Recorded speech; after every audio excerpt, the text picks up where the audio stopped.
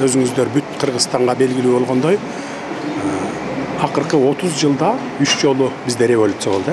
Үчөө тең шайлоолордон келип чыкпадыбы? Билесиздер да аны. Парламенттик же болбосо президенттик шайлоолордон келип чыкты. Ошондуктан мен ушу акыркы 1 айдын ичинде шайлоо өнөктүгү жүрүп баштаганда кайрылуу кылдым. Биринчиси ушу видео кайрылуу кылдым эле, экинчиси ушу социалдык түйүндөрдөгү баракчаман кылдым. Анткени элге биз так жеткизишибиз керек. Шайлоо системасы оңолду, бийлик оңолду, эми эл силер өзүңөр оңолгула деген кайрылуу болду да. Ошентип түшүнсө болот элчи.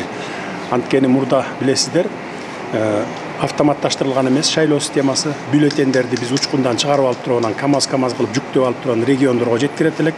Анан аяктан барып бөлүштүрүп берип туруп, ушундай участкаларга берип туруп, ашыгы менен бир баягы испортип баягы бузулуп калган бюллетендер болсо кайра жаңысын берели деп ашыгы менен чыгарчу. Анан жакшы билесиздер, бирөөнүн добушун экинчиге салып санап койгон учурлар да болчу, ашып калган бюллетендерди да салып жиберген учурлары болгон.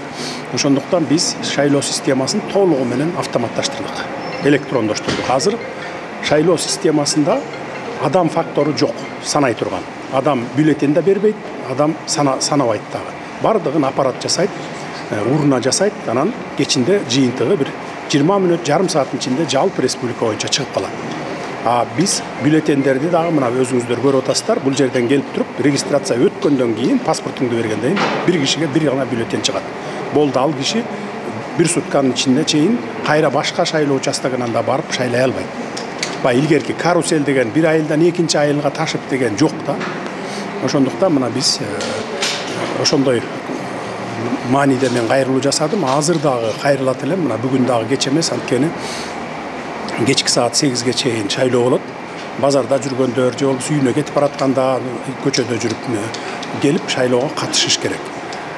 18 жаштан баштап 100 жашка чыккан каддар ар бир кыргызстандык мейли ким болбосун шайлоого катышканга ал милдеттүү. Ал өзү үчүн катышат. Мен үчүн эмес, сиз үчүн эмес, же бир кандидат үчүн эмес, өзү үчүн катышыш керек да. Анткени ошол шайланган кандидат же партия 5 жыл бою өзүңөрдүн ошол шайлоочулардын тагдырын чечет.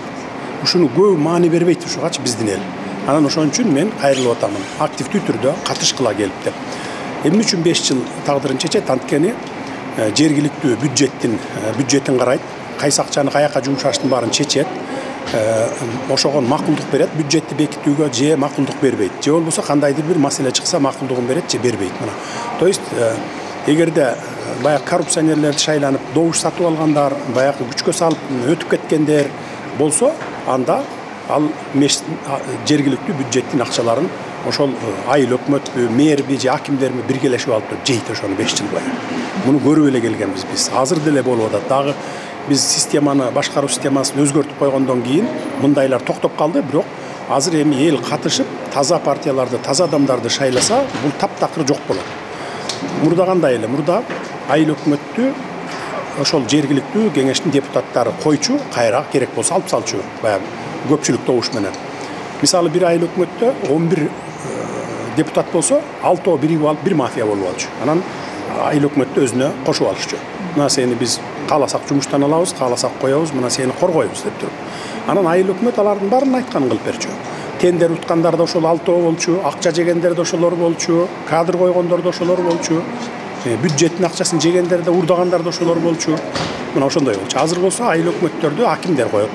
Азыр жарым-жартылай көз карандысыз айыл өкмөттөр. Бирок баары бир эле бюджетке келгенде, бюджетти бөлүштүргөнгө келгенде, же кандайдыр бир ошол аймактын территориясында бир ишти жасай келгенде макулдугун алат.